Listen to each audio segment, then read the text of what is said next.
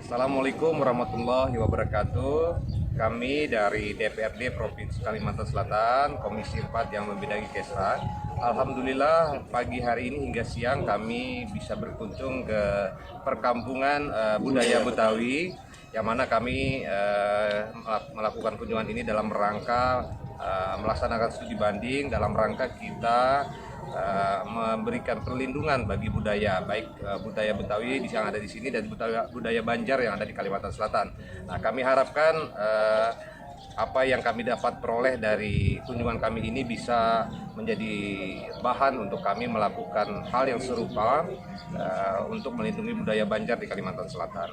Mungkin itu harapan kami, semoga budaya Betawi dan budaya Banjar untuk masa kini dan masa yang terus akan datang akan semakin terjalin dengan erat.